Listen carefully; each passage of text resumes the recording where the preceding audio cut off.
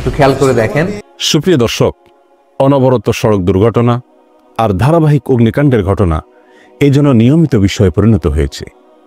একটি দুর্ঘটনার রেশ কাটতে না কাটতেই ঘটছে আরেকটি দুর্ঘটনা। একটি শোক সামলে ওঠার আগেই ঘটছে আরেকটি শোকাবহ এবং মর্মান্তিক ঘটনা। স্বাভাবিক মৃত্যু এই জন্য এখন অস্বাভাবিক বিষয়ে পরিণত হয়েছে। কেন স্বাভাবিক জীবনযাত্রা আমাদের দিন দিন ব্যাহত হচ্ছে? এ বিষয়ে কোরআনে কারীম এবং রাসূল করিম সাল্লাল্লাহু আলাইহি সাল্লামের সুন্নাহ থেকে আমরা বেশ কয়েকটি কারণ উদ্ঘাটন করতে পারি। বাংলাদেশে রক্ত নিয়েও সিন্ডিকেট শুরু হয়ে গেল ভাই। হসপিটালে রক্ত থাকার পর বলে রক্ত নাই। আসলে বাংলাদেশে জন্মগ্রহণ করে আমরা করছি জীবন সবচেয়ে বড় ভুল। আমাদের বাপ মা করছে ভুল। সুপ্রে সরকার বানাইছি, আমরা সেনাবাহিনীর হাতে সরকার দিছি। তারা বাংলাদেশের বালের উন্নয়ন করতে পারে না।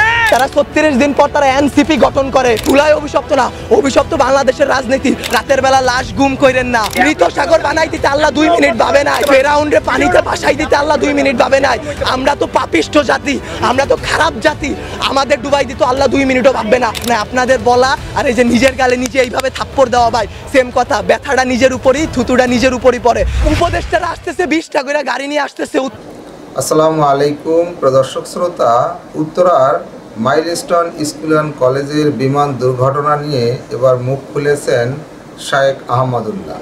কি বললেন তিনি, চলুন ভিডিওতে বিস্তারিত দেখে আসি। বাংলাদেশে রক্ত নিয়েও সিন্ডিকেট শুরু হয়ে গেল ভাই। হসপিটালে রক্ত থাকার পর বলে রক্ত নাই। আসলে বাংলাদেশে জন্মগ্রহণ করে আমরা করছি জীবন সবচেয়ে বড় ভুল। আমাদের বাপ মা করছে ভুল। সুপ্রে সরকার বানাইছি, আমরা সেনাবাহিনীর হাতে সরকার দিছি। তারা বাংলাদেশের বালের উন্নয়ন করতে পারে না। তারা 36 দিন পর তারা এনসিপি গঠন করে। তুলাই অভিশপ্ত না, অভিশপ্ত বাংলাদেশের রাজনীতি। রাতের বেলা লাশ গুম কইরেন না। মৃত সাগর বানাই দিতে আল্লাহ 2 মিনিট ভাবে নাই। ফেরাউনরে পানিতে ভাসাই দিতে আল্লাহ 2 মিনিট ভাবে নাই। আমরা তো পাপিষ্ঠ জাতি, আমরা তো খারাপ জাতি। আমাদের ডুবাই দিতে আল্লাহ 2 মিনিটও ভাববে না। আপনাদের বলা আর এই যে নিজের গালে নিজে এইভাবে থাপ্পড় দেওয়া ভাই সেম কথা। ব্যথাটা নিজের উপরই, থুতুটা নিজের উপরই পড়ে। উপদেষ্টারা আসতেছে 20টা করে গাড়ি নিয়ে আসতেছে। উত্তরার রাস্তা বন্ধ করতেছে, সেক্টরের রাস্তাগুলো বন্ধ করতেছে। এতে যাদের যেই সন্তানগুলো আহত হয়েছে, নিহত হয়েছে, তাদের বাবা মাদের ঢুকতে দিতেছেন না আপনারা। তাদের বাবা মারা এখন পর্যন্ত খায় নাই। আমার মা শোকে শোকাহত হয়ে গেছে। আমরা 2 ভাই আসছি, আমাদের বোনরা আমরা নিয়ে গেছি।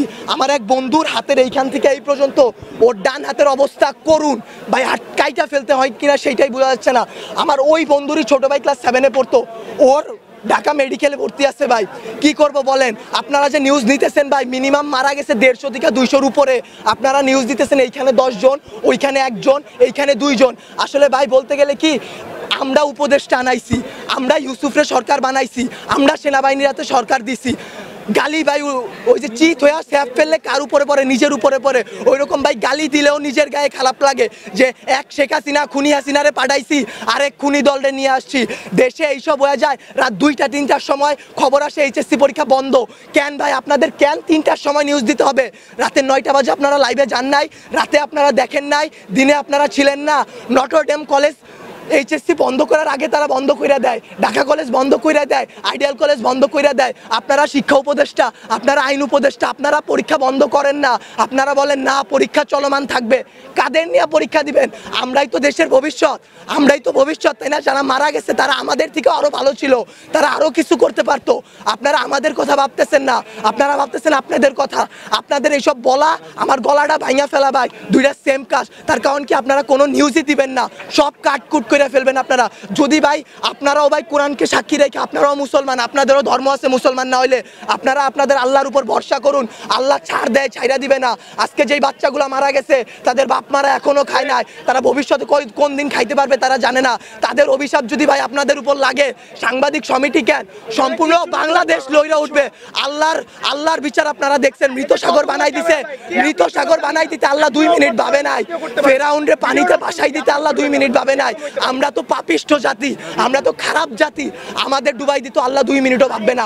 বাংলাদেশের রাজনীতি ভাই, আপনারা বলতে পারেন জুলাই অভিশপ্ত মাস, গত বছর এত মানুষ মারা গেল, আজকে এত মানুষ মারা গেল। আসলে জুলাই অভিশপ্ত না, অভিশপ্ত বাংলাদেশের রাজনীতি। বাংলাদেশে আওয়ামী লীগ বলেন, বাংলাদেশের জামাত বলেন, বাংলাদেশে কোনো রাজনৈতিক দলই ভাই ভালো না। সবাই তলে তলে নোট ছাপে।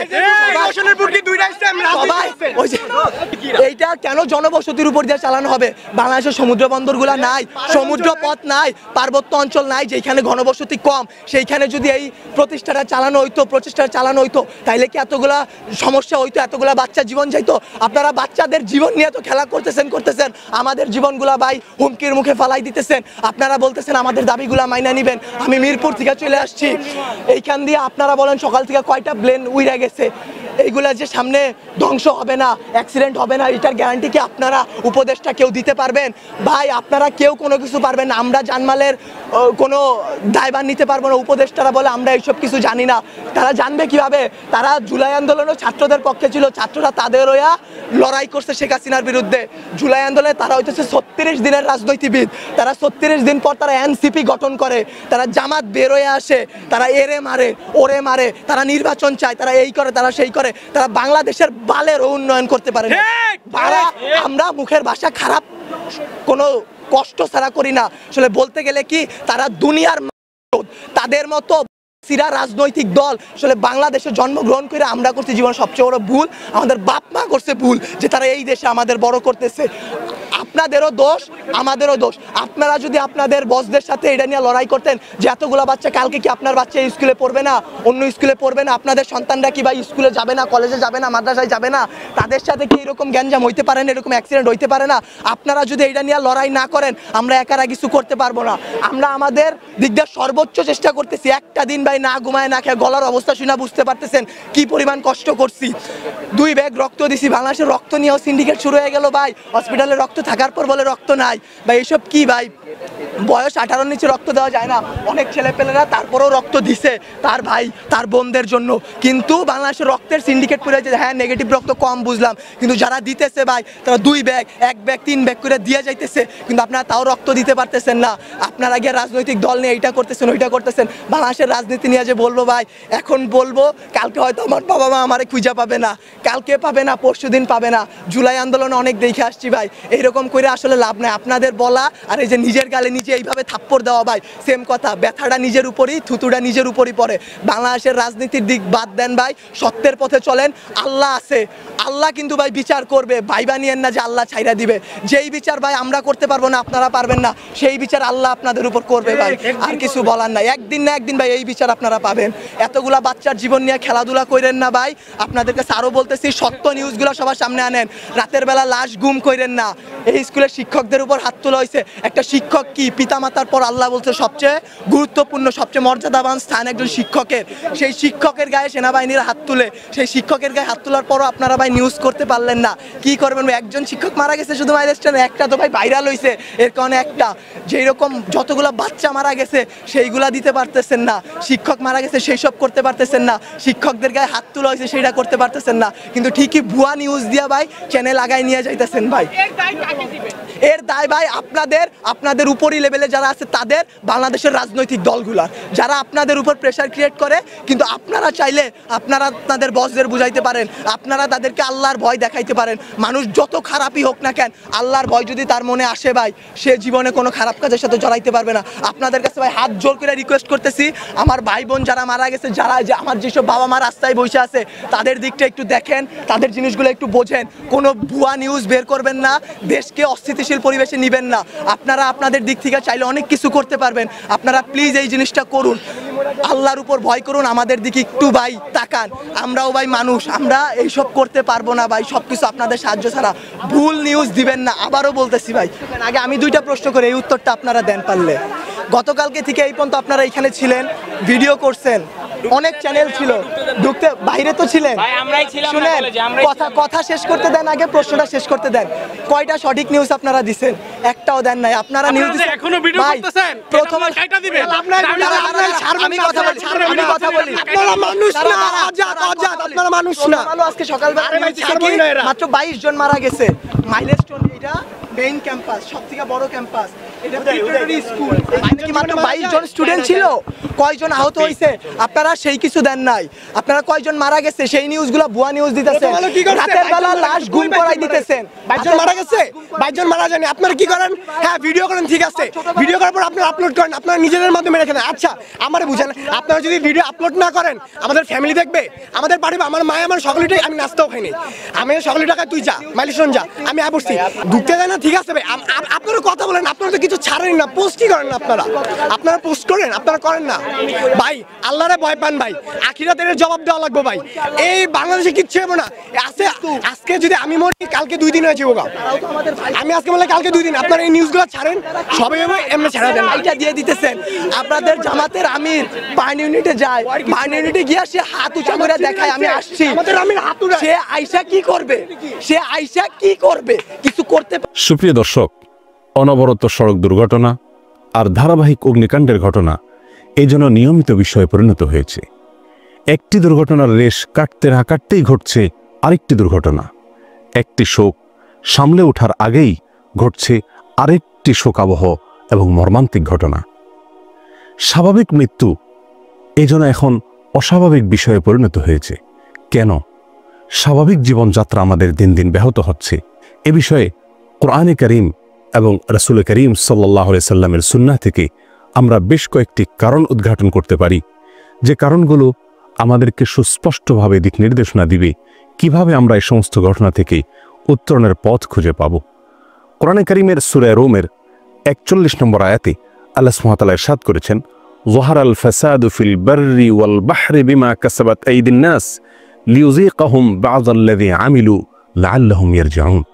আল্লাহ সুবহানাহু ওয়া তাআলা ইরশাদ করছেন, স্থলে জলে পৃথিবীর যে কোনো স্থানে যত ফাসাদ, যত বিপত্তি, যত দুর্ঘটনা, যত সমস্যা ঘটছে, এর সবগুলো ঘটছে মানুষের হাতের কামাইয়ের ফলে। মানুষের কর্মফল হিসেবে এগুলো ঘটছে। লিয়ুযীকাহুম বা'যাল্লাযী আমিলু, আর এগুলো ঘটছে এই জন্য যেন মানুষ স্বীয় কর্মের কিছুটা ফল ভোগ করে এবং নিজ কৃতকর্ম থেকে সে ফিরে আসে সঠিক এবং সুন্দরের পথে, সুস্থ এবং ভালো পথে। প্রিয় দর্শক, কোরআনে কারীমের এই আয়াত আমাদেরকে বলছে আজ যত দুর্ঘটনা ঘটছে এ সবগুলো আমাদেরই হাতের কামাই। আজ আমাদের দেশে যে সকল সড়ক দুর্ঘটনা ঘটছে, যে সকল অগ্নিকাণ্ডের ঘটনা ঘটছে, এগুলোর পেছনে অবকাঠামোগত ত্রুটি, ব্যক্তি এবং সমষ্টিগত যত প্রকারের অনাচার এবং অনিয়ম হতে পারে, এই সবগুলো হলো এসব ঘটনার পেছনে সবচেয়ে বড় এবং প্রধান কারণ। একবার মদিনাতে রাসূল করিম সাল্লাল্লাহু আলাইহি সাল্লামের জীবদ্দশায় একটি অগ্নিকাণ্ডের ঘটনা ঘটেছিল। একজন সাহাবীর বাড়িতে এই ঘটনা ঘটার পর নবী আলাইহিস সালাম তদন্ত করে জানতে পারলেন যে ওই সাহাবী তার বাসায় আগুন জ্বালিয়ে রাতে তিনি শুয়েছিলেন। আলোর জন্য যে আগুন তখন জ্বালানো হতো, চেরাগ অথবা মোমবাতির আলো, সে আগুন তিনি জ্বালিয়ে শুয়ে পড়েছিলেন, আর সেখান থেকে অগ্নুৎপাতের ঘটনা ঘটেছিল। রাসূলুল্লাহ সাল্লাল্লাহু আলাইহি সাল্লাম এই ঘটনার পর সমস্ত সাহাবায়ে কেরামকে লক্ষ্য করে নির্দেশনা জারি করেছিলেন যে তোমরা কেউ ঘুমোতে গেলে অবশ্যই তার বাড়িতে থাকা আলোর উদ্দেশ্যে জ্বালানো আগুন এটাকে নিভিয়ে তারপর তোমরা শুইবে। রাসূলুল্লাহ সাল্লাল্লাহু আলাইহি সাল্লামের এই নির্দেশনা থেকেও পরিষ্কারভাবে দিনের আলোর মতো ফুটে ওঠে যত অগ্নিকাণ্ডের ঘটনা ঘটে এই সবগুলো আমাদের অবকাঠামোগত ত্রুটি, আমাদের অনিয়ম, আমাদের অনাচার, এগুলোর ফলেই হয়ে থাকে। অতএব প্রথম কারণটি কোরআন এবং সুন্নাহর আলোকে আমরা পেয়ে গেলাম। আমাদের হাতের কামাইয়ের ফলেই এই ঘটনাগুলো একের পর এক ঘটছে এবং একের পর এক শোকের পাহাড় আমাদের বুকে এসে চাপা পড়ছে। প্রিয় দর্শক, এজন্য আমাদের সকলকে নিজ নিজ জায়গায় সংশোধিত হতে হবে। অবকাঠামোগত ত্রুটি এর পেছনে যে বা যারাই দায়ী হন না কেন, সকলকে এক্ষেত্রে দায়িত্বশীল ভূমিকা রাখতে হবে। আর ব্যক্তিগতভাবেও আমাদের কর্মে, আমাদের কাজে এমন কোনো ত্রুটি, এমন কোনো অনিয়ম, এমন কোনো অনাচার রাখা যাবে না যার ফলে কোনো না কোনো দুর্ঘটনা ঘটতে পারে। প্রিয় দর্শক, অতএব এই কারণটির পাশাপাশি এই কারণ থেকে আমাদের উত্তরণের যে উপায় সেটিও আমরা পরিষ্কারভাবে জানতে পারলাম। এর বাইরে দ্বিতীয় কারণ হিসেবে উল্লেখ করতে পারি, আজ কিছু কিছু অপরাধ, কিছু কিছু গুনাহ গণহারে এবং ব্যাপকভাবে সারা দেশে ছড়িয়ে পড়েছে। আর সেজন্য আল্লাহ সুবহানাহু ওয়া তাআলার সাজাও আসছে ব্যাপক হারে। কোনো গুনাহ যখন অস্বাভাবিক মাত্রায় বেড়ে যায়, আল্লাহ সুবহানাহু ওয়া তাআলা সে সমাজের মানুষের স্বাভাবিক জীবনযাত্রাও কেড়ে নেন। প্রিয় দর্শক, রাসূলুল্লাহ সাল্লাল্লাহু আলাইহি সাল্লামের একটি বিখ্যাত হাদিসে আসছে, তিনি বলেছেন, কোনো সমাজের ভিতরে যখন অশ্লীলতা, বেহায়াপনা, নির্লজ্জতা, ব্যভিচার এবং ব্যভিচার সংশ্লিষ্ট কাজকর্ম ব্যাপক হারে বিস্তার লাভ করে, ব্যাপক হারে বেড়ে যায়, তখন আল্লাহ সুবহানাহু ওয়া তাআলা ওই সমাজের মানুষের উপর সাধারণ যে নিরাপত্তা আল্লাহ সুবহানাহু ওয়া তাআলার সেটি তিনি তুলে নেন। এবং এর ফলে একের পর এক এমন এমন ঘটনা ঘটে, এমন এমন সমস্যা দেখা দেয় যেগুলো ইতিপূর্বে আর ছিল না। প্রিয় দর্শক, সেজন্য আমাদের উচিত হবে গণতওবা করা এবং বিশেষ করে যে অপরাধটির ফলে আল্লাহ সুবহানাহু ওয়া তাআলা মানুষ থেকে নিরাপত্তা তুলে নেন সেই অপরাধটি থেকে তওবা করা এবং আমাদের তরুণ প্রজন্মকে, যুবক যুবতীদেরকে এবং সকল শ্রেণী পেশার মানুষকে, সকল বয়সের মানুষকে এই দিকটা অন্তত খুব গুরুত্বের সাথে দেখা, যেন কোনো প্রকার ব্যভিচার এবং ব্যভিচারের মাত্রা যে হারে বাড়ছে সেটি যেন আর না বাড়ে, বরং সেটি যেন কমতে থাকে। তৃতীয় যে কারণে এ সকল দুর্ঘটনা একের পর এক ঘটছে এবং কোনোভাবেই এর লাগাম টেনে ধরা যাচ্ছে না, সে কারণটি হলো কিয়ামত অত্যন্ত নিকটবর্তী হয়ে গেছে। তাবরানীর একটি বিশুদ্ধ বর্ণনা এসছে, রাসূলুল্লাহ সাল্লাল্লাহু আলাইহি ওয়াসাল্লাম ইরশাদ করেছেন, ইন্না মিন আমারাতিস সাআহ আন ইয়াযহারা মাউতুল ফুজাআহ। কিয়ামত অত্যন্ত নিকটবর্তী হয়ে গেছে, তার একটি বড় নিদর্শন হবে অস্বাভাবিক এবং আকস্মিক মৃত্যুর পরিমাণ অনেক বেড়ে যাবে এবং ব্যাপকভাবে মানুষ আকস্মিক মৃত্যুর মুখোমুখি হবে। প্রিয় দর্শক, রাসূলুল্লাহ সাল্লাল্লাহু আলাইহি ওয়াসাল্লামের এই হাদিসটি যখন তিনি বলেছেন, সে সময়ে আকস্মিক মৃত্যুতে সারা বছরে 2-4-5 জন মানুষ একটি শহরে, একটি দেশে মারা যেত কিনা সে নিয়ে যথেষ্ট সন্দেহ করার অবকাশ আছে। আর সেই সময়ে রাসূল করিম সাল্লাল্লাহু আলাইহি ওয়াসাল্লাম আকস্মিক মৃত্যুর মিছিল অনেক দীর্ঘায়িত হবে, আকস্মিক মৃত্যু দিন দিন বেড়ে যাবে, এই বিষয়টি আমাদেরকে ভবিষ্যৎবাণী করেছেন। আজ আমরা তার বাস্তবায়ন লক্ষ্য করছি। এ থেকে পরিষ্কার হয়ে যায় কিয়ামত অত্যন্ত নিকটবর্তী, যার ফলে আকস্মিক মৃত্যু আর হঠাৎ মৃত্যুর পরিমাণ বেড়ে যাচ্ছে। অতএব এই বিষয়টিকে মাথায় রেখেও আমাদের উচিত হবে গণতওবা করা, আমাদের উচিত হবে আল্লাহর দিকে ধাবিত হওয়া, আমাদের উচিত হবে গণহারে ইস্তেগফার করা, আমাদের উচিত হবে আল্লাহর দিকে ফিরে আসা। তা না হলে এই ভয়াবহ দুর্ঘটনা, এই ভয়াবহ অস্বাভাবিক মৃত্যুর যে মিছিল শুরু হয়েছে তা কোনোভাবেই থামবে না, বরং আরও ভয়াবহ রূপ পরিগ্রহ করবে। আল্লাহ সুবহানাহু ওয়া তাআলা আমাদের সকলকে এ সকল পরিস্থিতি থেকে মুক্তি নসিব করুন, আমাদের জাতীয় দুর্যোগ থেকে আমাদেরকে রক্ষা করুন। অবকাঠামোগত ত্রুটি, অনাচার এবং অনিয়ম যেগুলোর ফলে একের পর এক দুর্ঘটনা ঘটছে, একের পর এক প্রাণহানির ঘটনা ঘটছে, মৃত্যুর মিছিল দিন দিন দীর্ঘায়িতই হচ্ছে, আমাদেরকে সেই প্রধান কারণটি চিহ্নিত করে সেটা থেকে উত্তরণের পথ আমাদেরকে খুঁজে বের করতে হবে। প্রত্যেককে দায়িত্বশীল ভূমিকা পালন করতে হবে এবং গুনাহের ব্যাপারে, আল্লাহর অবাধ্যতার ব্যাপারে যে গণহারে গুনাহ চলছে, বিশেষ করে অশ্লীলতা এবং বেহায়াপনার যে ব্যাপক বিস্তৃতি দিন দিন ঘটছে, এ থেকে আমাদের সকলকে বেরিয়ে আসতে হবে, এর লাগাম আমাদেরকে টেনে ধরতে হবে। সেই সাথে কিয়ামত নিকটবর্তী হয়ে গেছে, আল্লাহ সুবহানাহু ওয়া তাআলার কাছে ইস্তেগফার করতে হবে এবং তওবা করতে হবে। তবেই এই সমস্ত ঘটনার রেশ ইনশাআল্লাহ বন্ধ হতে থাকবে এবং এ সমস্ত ঘটনা কমতে থাকবে। আল্লাহ সুবহানাহু ওয়া তাআলা আমাদের সকলকে নিরাপত্তার যে বিশাল বড় নেয়ামত রয়েছে সেটি দান করুন এবং অগ্নিকাণ্ডের মৃত্যু থেকে বাঁচার জন্য নবী আলাইহিস সালাম দোয়া করতেন। আমরা সেই দোয়া পাঠ করব, আল্লাহুম্মা ইন্নী আউযু বিকা মিনাত তারাদ্দি ওয়াল হাদমি ওয়াল গারকি ওয়াল হারিক। হে আল্লাহ, আপনার কাছে উঁচু জায়গা থেকে পড়ে গিয়ে মৃত্যু, অথবা কোনো দেয়াল ধসে মৃত্যু, অথবা পানিতে ডুবে মৃত্যু, অথবা আগুনে পড়ে মৃত্যু থেকে আমরা আপনার কাছে আশ্রয় চাই। এ দোয়া আমরা খুব বেশি বেশি করে পড়ব। আল্লাহ সুবহানাহু ওয়া তাআলা আমাদের সকলকে এ সকল আকস্মিক মৃত্যু থেকে হেফাজত করুন।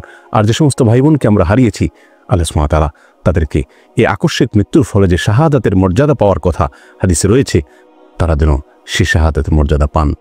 রব্বে করিমের কাছে এই আরজি রেখে আজকের মতো এখানে বিদায় নিচ্ছি। ইনশাআল্লাহ পরবর্তীতে অন্য কোনো বিষয়ে কথা হবে। দর্শক শ্রোতা, এই বিমান দুর্ঘটনা সারা দেশের মানুষকে নাড়িয়ে দিয়েছে। আহমদুল্লাহ যে কথাগুলো বললেন, এ বিষয়ে আপনার কোনো মন্তব্য থাকলে লিখতে পারেন কমেন্ট বক্সে।